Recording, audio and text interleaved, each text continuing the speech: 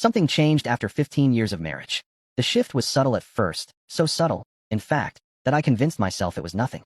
Just a phase. People go through things, right? Stress, burnout, maybe a midlife hiccup. But little things started stacking up, and eventually, I couldn't ignore them. It was the phone at first. Night after night, Michelle sat curled on the far end of the couch, eyes glued to her screen. We used to laugh together at stupid memes or TikToks, pass the phone back and forth like teenagers. Now, it stayed clutched in her hand like a lifeline. Always angled away from me. Always with the screen brightness dimmed low. Whenever I walked into the room, she'd click the screen off, too fast. Too natural, like she'd practiced. I tried to brush it off. "Hey," I said one night, easing down beside her. "What's so interesting over there?" She didn't look up. Just checking work emails. I blinked at the time glowing from the TV screen. 11:04 p.m. on a Saturday. "You guys doing midnight surgeries now?" I joked, trying to sound light. She gave a tight smile, but didn't answer. Her thumb hovered near the side button of her phone. Michelle worked in healthcare administration. Long hours, yes. Stressful? Definitely. But she'd never been on call like this. It used to be all work stayed at work. Now it had somehow crept into our bed, our dinners, our weekends. The biggest change wasn't even the silence. It was how hard it had become to reach her. Like there was a door between us that hadn't been there before, and I didn't have the key. We used to talk about everything and nothing. Conversations that spiraled from movie plots to childhood memories to made-up inside jokes that made no sense to anyone but us. Those moments were gone, replaced by short, clipped exchanges about groceries and bills. The kind of stuff you talk about with a roommate, not a spouse. And the sex. God, the sex. We went from several times a week to maybe once a month, if that.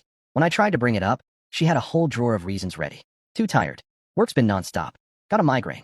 Can we not talk about this right now? But the reasons always ended the same way. Her turning over, pulling the covers to her chin, and me staring at the ceiling, wide awake. Then came the announcement about Vegas. We were cleaning up after dinner. She was rinsing plates, I was drying. "Oh, by the way," she said, not looking at me. "The girls are planning a trip to Vegas next month." I paused mid-wipe. "Vegas?" "Yeah, over the long weekend. For days. Since when do you guys take trips?" She gave a little shrug, still focused on the plate in her hands. "We've been talking about it for a while. Just finally decided to book." This was the first I'd heard of it. "Who's going?" She rattled off a few names. Coworkers I remembered from hospital fundraisers and holiday events. I nodded along until she said one that didn't sound familiar. "Wait, who's Melissa? I don't think I've met her." She hesitated, just a flicker. "New hire in billing. You'll meet her at the holiday party." "Uh-huh." I kept my tone casual, but something crawled under my skin. Over the next couple of weeks, the changes came faster. 3 new outfits appeared in our closet. I found the tags stuffed deep in the kitchen trash, under coffee grounds and eggshells. Not her usual taste, short, tight, plunging necklines. Not office wear, that was for sure. One afternoon, she came home from the salon with golden highlights and a new cut, shorter, sleeker, styled in a way that screamed intention. She looked stunning, no doubt. But I couldn't shake the feeling that this version of Michelle wasn't the one I'd been living with for the past decade and a half. And the workouts. She'd always been relatively active, but now she was on a mission.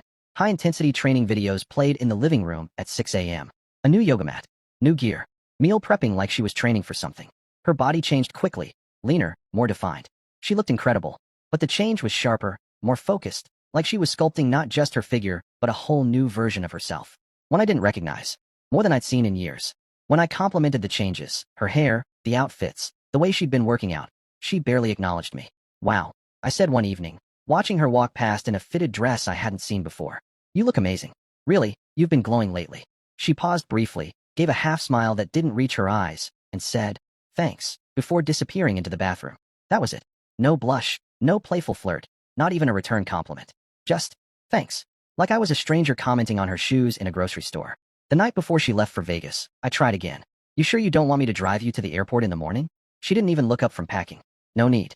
We're all meeting at Belinda's and taking an Uber from there." "Okay, well, I can at least drop you at Belinda's." "No, really. It's too early. You need your sleep. You've got work." She zipped up her suitcase and stood it upright near the door. That was my cue. The conversation was over. The next morning, she gave me a quick peck on the cheek. "Love you. See you in a few days," she said, keys already in hand. I stood in the doorway and watched her pull out of the driveway. I don't know why, but it felt final, like something was closing, not just a door. The first day, she sent a few pictures. Group shots in front of the Bellagio fountains. A blurry photo of a giant cocktail. A selfie with 3 of her coworkers, all smiling wide, eyes glossy. "Looks like fun," I texted. "Yeah, so much fun," she replied, but she never picked up when I called. Just texts. Short ones. "Hey, tried calling. Just wanted to hear your voice." No reply for 2 hours. "Sorry, heading to a show. Talk soon." I told myself not to overthink it. She's with friends. Let her have fun. But by day 3, the pictures stopped. The messages slowed down. When I asked if everything was okay, it took hours to get a response. All good. Signal bad in casino, she said. I stared at my phone for a long time. Something about that message, so generic. No smiley faces, no hearts, no miss you. On the day she was supposed to return, I sent 3 texts asking about her arrival time, so I could pick her up. No response. Finally, around 6 p.m., a single message. Got a ride with Belinda. See you at home. When she walked through the door that night, she looked off. Tired, sure, but also something else. Her makeup was smudged, like she'd just woken from a nap she didn't really sleep through. Her eyes didn't light up when she saw me. No hug, no kiss, just a soft, hey, as she pulled her suitcase inside. I offered to help her unpack, but she waved me off. The suitcase sat there for 2 days like some forgotten guest. When I finally saw her open it, I watched from the hallway. She moved quickly, pulling out a few items, lingerie I didn't recognize, a dress I'd never seen, tossing them straight into the laundry basket without a glance. I waited until she came downstairs. How was the trip? Fun, but exhausting, she said, flopping onto the couch. Those girls can party. She didn't elaborate. No stories, no funny mishaps, no you won't believe what happened kind of excitement. What did you guys do? She shrugged. Just the usual Vegas stuff. Like, you know, shows, gambling, drinking. Her voice was flat, rehearsed. I nodded slowly, watching her sink deeper into the cushions. That night, when I came to bed, I found the guest room door closed. I knocked softly. Everything okay? Just really tired. I think I need a night to stretch out and get some real sleep. I stood there, hands still on the doorknob, listening to silence on the other side. And that was the start of the new pattern. Distant, cold, routine conversations, going to bed at different times, short replies over dinner. No teasing, no laughter, no spark. When intimacy finally resumed, it felt off, like kissing a stranger, touching someone who didn't want to be touched, but felt obligated to say yes. She didn't moan, didn't whisper my name like she used to. Her eyes were closed the whole time, as if she was going through motions. It was Thursday when I noticed the new contact. A name kept flashing on Michelle's phone, Tom. I first caught it when she was texting on the couch. Her body shifted ever so slightly when I walked in, angling the screen away from view. I caught a glimpse of the name before the screen dimmed. When I asked casually who Tom was, she barely paused. Work project, she said, not even looking up. Something from Central Billing we're collaborating on. The explanation sounded smooth, automatic. Too automatic. Over the next few days, Tom showed up a lot. Late-night texts that made her smile slightly before she quickly wiped her expression away. The screen brightness was turned way down. The phone, which once sat openly on counters or nightstands, was now always face down or in her pocket. I tried to ignore it, tried to trust her, but our weekend plans started falling through more and more. I'm grabbing drinks with the girls, she'd say. Again? I asked one Friday night. We had tickets for that jazz thing, remember? She looked apologetic, but it didn't reach her eyes. I forgot. I'll make it up to you, I promise. I nodded slowly, pretending to believe her, pretending it didn't feel like I was slowly being erased. Still, I kept quiet. I told myself I needed more than suspicion before I said anything. Then the email came. Subject: about your wife and my husband in Vegas. From Natalie. I stared at it, unsure whether to even open it. My hand hovered over the mouse like it was a trigger, but curiosity and fear got the better of me. I don't know how to say this delicately, so I'll be direct. My husband Tom and your wife were together in Vegas 3 weeks ago. This wasn't their first time. I have proof and think you deserve to know. I can meet you to show you everything. Sorry to be the bearer of bad news. My heart stopped cold. Natalie. I didn't recognize the name, but the email contained specifics, the exact weekend dates, the name of the hotel Michelle had casually mentioned once and never again. I hadn't told anyone outside my circle about those details. This wasn't a prank. I responded immediately. When can we meet? Today if possible. Anywhere public. Just want to see what you've got. She wrote back within the hour. Suggested a coffee shop halfway between our workplaces. Neutral ground. I showed up early, too anxious to sit still, sipping at coffee I'd barely tasted. I kept glancing at the door, waiting for someone I'd never met. Then she walked in, tall, poised, dressed in a neat navy suit. Her expression was serious, as if she'd rehearsed this moment 100 times. You must be Natalie, I said, rising from my chair. She nodded, giving a small, polite smile. Kenneth, thanks for meeting me. We shook hands. She sat and placed a manila folder on the table between us like it weighed 50 pounds. Before I show you this, she said quietly, I just want you to know, I'm not doing this to hurt you. I verified everything. Hired a private investigator weeks ago. I nodded, unable to speak. My throat was tight. I could hear my pulse pounding in my ears. She opened the folder and slid a photograph across the table. It hit me like a punch to the gut. There was Michelle, unmistakably her, stepping into a hotel room with a man. 11:42 p.m., timestamped. Friday night of the Vegas trip. That's Tom, Natalie said quietly. My husband. I stared at the photo, heart sinking. She slid another one over. Michelle and Tom in the hotel bar. He had his hand on her thigh. They were laughing. She was leaning in like he'd just told a secret. Another photo. By the elevator. They were kissing, his hand under her skirt. I sat there stunned, the low hum of the coffee shop fading into nothing as Natalie placed the final photograph on the table. Michelle and Tom, lips locked in front of an elevator, her hand resting on his chest like it belonged there. Natalie took a slow breath, clearly trying to keep it together. Her voice was steady, but her hands trembled as she gathered the photos and slid them back into the manila folder. Tom works for a medical supply company that contracts with your wife's hospital, she said. They met at a conference last year. The one in Denver. Ring a bell? I did remember Michelle mentioning a conference. She'd come back tired, but different. Lighter, in a way that didn't sit right at the time. I told myself it was just the change of scenery, a break from routine. They've been meeting up whenever possible since then, Natalie continued. My PI followed him for weeks. The Vegas trip? That was planned around his so-called business conference. It was never about work.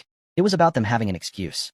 She reached into her bag and pulled out a stack of printed phone records, pointing to a column of numbers. That one there, that's his personal cell, not the company-issued one. Your wife's number shows up hundreds of times. Early mornings, late nights, lunchtimes. Some days they texted every few minutes. I didn't say anything. I couldn't. I just nodded slowly, jaw clenched so tight I felt my molars grinding. She slid over another sheet, credit card statements. These are charges from hotels in your city. All of them on days she told you she was working late, or covering a shift for someone else. Always the same pattern. Same hotels, rotating Thursdays. Same excuses. The blood drained from my face. My fingers tightened around the edge of the table. And the women from the Vegas trip? She added. 2 of them are having affairs too. My PI found out. They all cover for each other. Girls' nights. Weekend brunches. Fake group selfies. It's a network of lies. I flipped through the papers. Receipts. Timestamps. Photos. Hotel names. Text logs. All of it lining up like puzzle pieces from a nightmare I didn't know I was living in. It wasn't just betrayal. It was calculated. Finally, I looked up at her and asked, voice low, why are you telling me this? She sat back in her chair and folded her hands in her lap, exhaling slowly.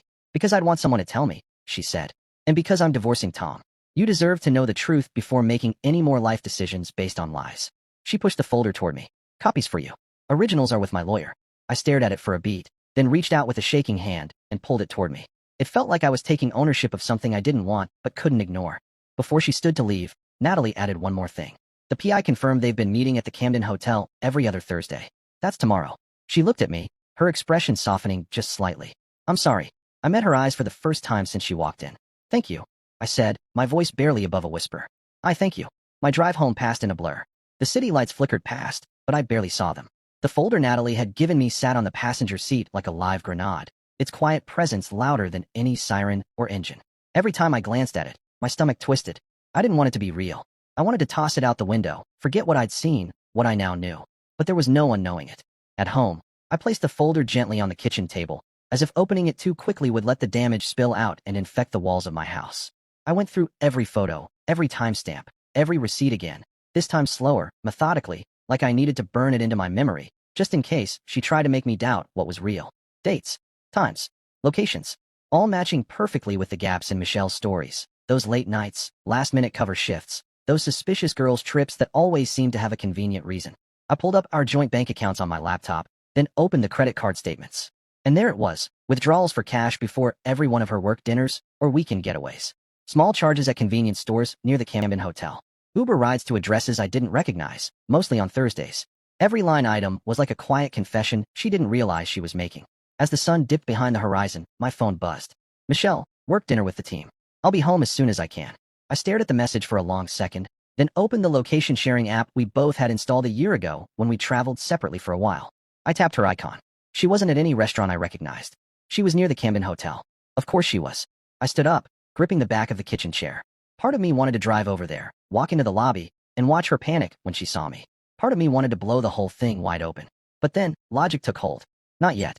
I needed to protect myself, get legal advice, separate finances, gather everything before she could twist the narrative or wipe away the evidence. I wasn't just dealing with a broken heart. I was dealing with 15 years of entanglement. Property, assets, retirement funds. I backed everything up to cloud storage, photos, texts, account activity, her location pings, creating folders with labels like Evidence A, hotel visits, credit statements. Cold, organized, necessary. A little after 10, the front door opened. I sat at the kitchen island, my laptop still open but the screen dark. She walked in with her coat over her arm, her heels clicking softly against the hardwood. She leaned down and kissed my cheek, a little too lightly. Hey babe, sorry it ran late. I nodded. No worries. She started unpacking a to-go container. They had this amazing pasta. I got some for you. I noticed the scent first, an expensive cologne I'd never smelled before, something musky and warm. She must have been close to him. Maybe even hugged him goodbye. Maybe more. How was your day? She asked, walking over to the fridge. I looked at her, really looked at her. The ease in her voice. The smile that didn't quite reach her eyes. The practiced normalcy. Enlightening, I said. She didn't even pause. Didn't catch the weight in my voice. Just nodded and kept moving like it was any other Thursday night. Later, lying in bed beside her, I stared at the ceiling. She fell asleep quickly, as always. I could hear her soft breathing, the rise and fall of her chest. Her wedding ring caught a glint of the moonlight. I didn't feel anger in that moment. I didn't feel anything. Just hollow. Empty. 15 years together, and all I could think was, everything is tainted by her betrayal. I didn't sleep one bit. I just lay there in the dark, staring up at the ceiling, her breathing soft beside me, the weight of betrayal thick in the air like smoke. I kept replaying every moment, every red flag I'd brushed aside. Too trusting, too willing to believe in us. The sudden obsession with the gym. New lingerie that never found its way into our bedroom. Last-minute work events that couldn't be verified. Hours gone, with vague stories that unraveled if I looked too closely. And most of all, the silence. The growing distance between us. The way her eyes started looking past me, like I was background noise. By morning, I had made my decision. No more pretending. No more denial. I was done being the last to know. I sat on the edge of the bed, watching the soft light seep through the curtains. She stirred, mumbled something incoherent, and rolled away from me. I stood, grabbed my phone, and walked quietly out of the room. I called in sick to work. First time I'd ever done that without an actual fever or broken limb. Everything okay? My manager asked. Not really, I said, voice flat. I've got something personal I need to take care of.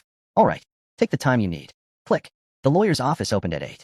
I was in the parking lot by 7:30, coffee in hand, folder on the passenger seat again. This time, my armor. I stood outside the glass doors until the receptionist arrived, unlocking with a polite smile that faded when she saw my expression. Do you have an appointment? No, I said, stepping inside. But I need immediate guidance on this divorce stuff. She didn't ask more, just nodded and led me to a waiting area. 10 minutes later, I was in a private room with a divorce attorney named Claire DeMarco. She wore a dark blue blazer and glasses, her tone professional but not cold. Let's take this step by step, she said after reviewing the documents. You've already done the hard part, gathering evidence. That helps us immensely. I nodded. My hands were clenched tightly on the folder in my lap. Step 1, she continued, is to protect your financial position. That means separating accounts, but we don't want to do it in a way that looks vindictive or raises red flags in court. She laid out a clear plan. Open a personal bank account. Transfer half of the joint savings. No more, no less. Leave the joint checking account untouched for now, especially if it's tied to recurring bills. Remove myself from joint credit cards after settling any balances. Pull credit reports to check for hidden accounts. Secure all important legal documents, birth certificates, deeds, insurance, investments, preferably somewhere she couldn't access. I wrote everything down, not because I needed to, but because it gave me something to do with my hands. You're not just preparing for divorce, Claire said. You're building a firewall. Trust me, it'll save you a lot of grief later. I thanked her, shook her hand, and walked straight to the bank. The same teller who'd helped Michelle and me open our joint account years ago smiled when she saw me. How can I help today, Mr. Winslow? I'd like to open a new personal checking and savings account, I said, just under my name. She typed a few things, made a few calls, handed me forms. I transferred exactly half of the savings, no more, no less. Not out of fairness, but strategy. It showed I wasn't trying to be vindictive, just protecting what was mine. I left the checking untouched. Next stop, credit card company. Paid off the balances. Had my name removed from the joint accounts. They asked me why. I just said life changes. I pulled my credit reports in the car, one by one. Nothing unexpected. Thank God, but I still felt better having checked. Then I drove to my office downtown, locked myself in my storage cabinet, and pulled every important document I could think of. Our marriage certificate, property deeds, car titles, health and life insurance policies, tax returns, investment portfolios. I scanned each one, backed them up to an encrypted drive, locked the originals in my file drawer. She wouldn't even think to look here. By early afternoon, my plan was operational. The lawyer had advised patience. Wait until the papers are filed, he'd said, calm and calculated behind his desk. Don't confront her yet. Timing matters. But I couldn't wait. Not with the hotel meetup Natalie had told me about happening that very evening. It took me one phone call to confirm it. Yes, the receptionist said after a brief pause. His room is ready for check-in any time after 3. That was all I needed. I drove home in a trance, methodical now, like I was moving through a checklist of someone else's life. My hands moved faster than my thoughts. I packed a duffel bag with just the essentials, clothes for a week, toiletries, medications, a photo of my parents from their wedding, another of Michelle and me from ours. A few heirlooms that mattered only to me. My father's old watch, a ring my grandmother gave me. She'd never know what was missing. I made sure of that. Then I hit the electronics store. A voice-activated recorder. Small, black, simple. Not for revenge. Not for court. For truth. For closure. The lawyer had confirmed, one-party consent state. She didn't have to know. The truth didn't need her permission. I tested it once in the car, heard my voice echo back through tiny headphones. Clicked it off. Slipped it into the inside pocket of my jacket. And then I drove to the hotel. I parked across the street, the building rising against the darkening sky like some sterile monument to lies. My hands tightened on the steering wheel when I saw her car. It pulled in slow, smooth, like she wasn't in any kind of hurry. She parked near the front entrance, checked herself in the mirror, ran fingers through her hair, reapplied lipstick. No guilt. No hesitation. Just confidence. She walked inside. I watched the glass doors shut behind her, then waited. 15 minutes. Enough time for them to settle in. For her to take off her coat. Maybe more. Then I got out. The lobby felt colder than it should. Sterile. Polished tile beneath my shoes, too white lighting above my head. I approached the front desk. A young guy with tight curls and a name tag that said Jordan glanced up with a corporate smile. Good evening, sir, checking in? No, I said, stepping closer. I need to know the room number for Tom Reynolds. He checked in a little while ago. Jordan's smile faltered. I'm afraid I can't. My wife is cheating on me. I interrupted, my voice low but tight. She's meeting him. It's rather urgent. Can you help me, please? He blinked, clearly caught off guard. I don't know what happened after that. Maybe it was the look in my eyes, maybe the tremble in my voice. But something shifted. Tears welled up, and I didn't fight them. I didn't even try. Jordan glanced around, leaned forward, and scribbled something on a sticky note. Room 519. I pulled out my phone. Do you have Cash App? He looked hesitant, then nodded. I sent him $125 on the spot. He never said another word. The elevator doors opened, and I stepped in. Hit the button for the 5th floor. The ride felt like hours. The hum of the machinery. The soft chime at each floor. My reflection in the mirrored walls. Blank, pale, jaw tight. I didn't recognize myself. Room 519 was at the end of the hall. I walked slowly, each step heavier than the last. My hand went to the recorder. Clicked it on. 3 deep breaths. Then I knocked. Shuffling sounds. A pause. Then, who is it? A man's voice, muffled. Room service, I said, keeping it steady.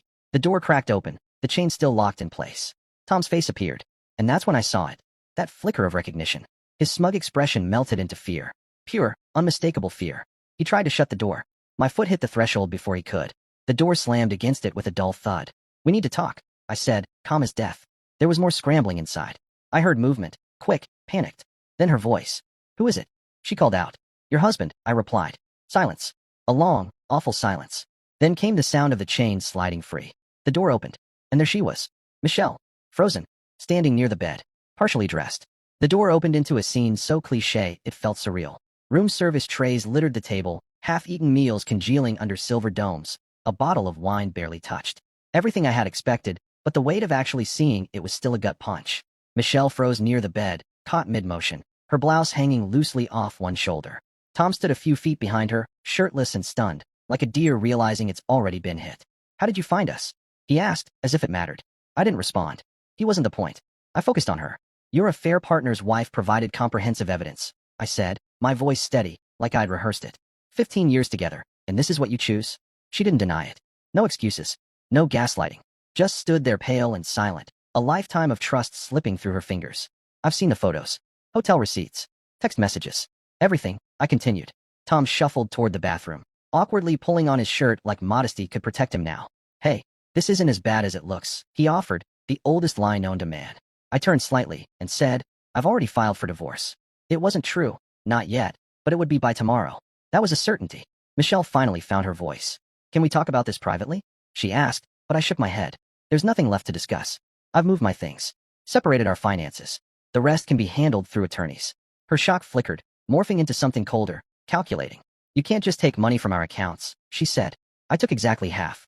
Documentation has been provided to my lawyer, I replied. Tom, thinking he still had a part in this, tried to step in.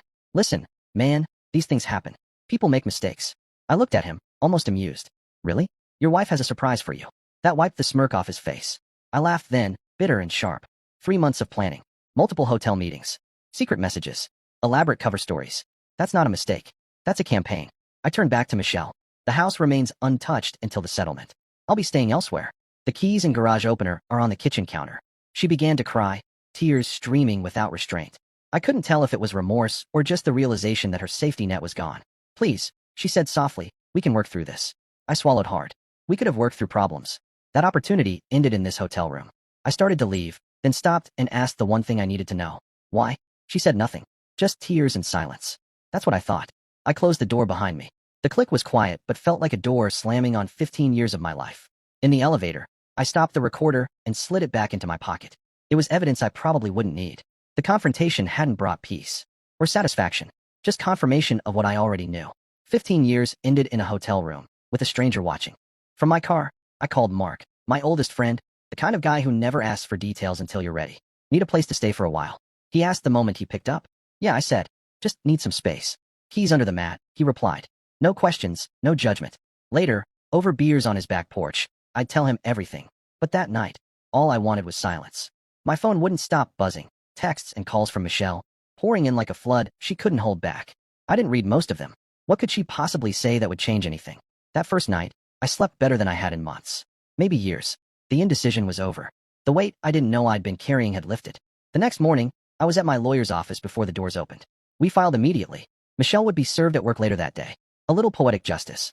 Let her feel a fraction of the humiliation she'd dealt me. In the days that followed, my phone logged 37 missed calls and 64 text messages. They ranged from desperate apologies to angry threats. I didn't respond to any of them. Mark respected my space, but checked in just enough to keep me tethered.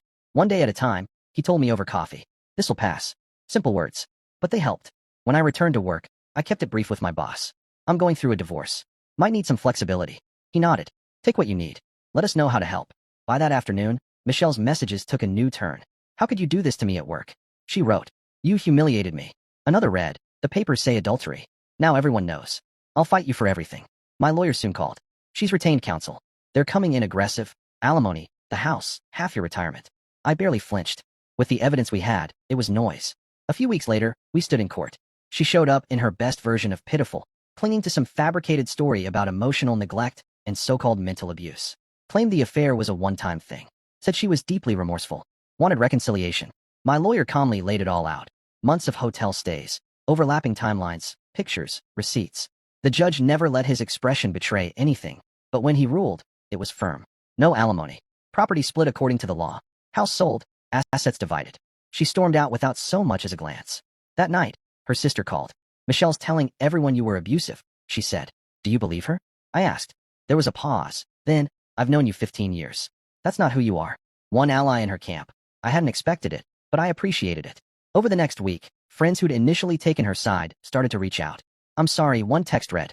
I believed her without hearing your side. I didn't hold it against them. People make mistakes. Some just more devastating than others. The divorce process moved along like a machine set in motion. Clinical, deliberate, devoid of feeling. Property inventory became just a spreadsheet of a life dismantled. Asset valuations turned memories into numbers. Mediation sessions were conducted through attorneys like we were adversaries negotiating a ceasefire. Not once did Michelle and I speak directly. She sat across the room in sleek outfits, perfectly composed, while our lawyers dissected what was once a shared life. The house sold faster than expected, market was hot, and I was grateful.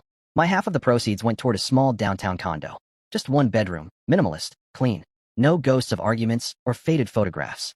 7 months after catching her in that hotel room, our 15-year marriage was dissolved in a courtroom session that lasted 23 minutes. Michelle showed up with a new haircut and wearing jewelry I'd never seen before. Her affair partner didn't bother showing. I later found out they ended things mid-divorce. Apparently, betrayal wasn't the strong foundation she thought it was. Around that time, I met Natalie, Tom's ex, for coffee. We both needed to close the door on that twisted chapter. How are you doing? She asked, gently. Getting better, I replied. You? Same. Moving to Miami next month. Need a fresh start. We exchanged soft smiles, the kind that only people who've been through similar storms can give. No bitterness. Just mutual understanding. Recovery came slowly, but it came. I picked up old hobbies, joined a bowling league, started painting again. I caught myself laughing more. And eventually, I walked into therapy. That hour a week peeled back layers I didn't realize existed. The therapist helped me see where I ignored warning signs, not to place blame, but to build better filters going forward. Your gut knew before your mind accepted it, she told me. Next time, trust that. One day, about a year after everything imploded, I realized I had gone an entire day without thinking about her, without replaying the betrayal. It felt like breathing clean air for the first time. By the 2-year mark, I dipped a toe into dating again. Carefully, I was upfront about what I'd been through, not as a shield, but as a filter. I didn't want pity, just honesty. And somewhere along the way, I discovered I could trust again. Not blindly, but wisely. Looking back now, the pain feels muted, distant. The experience changed me. I'm more grounded, less naive. My boundaries are firm. I see red flags faster. Some people ask if I regret the marriage. It's complicated. I regret the betrayal, the years wasted in blind loyalty. But I don't regret who I became after.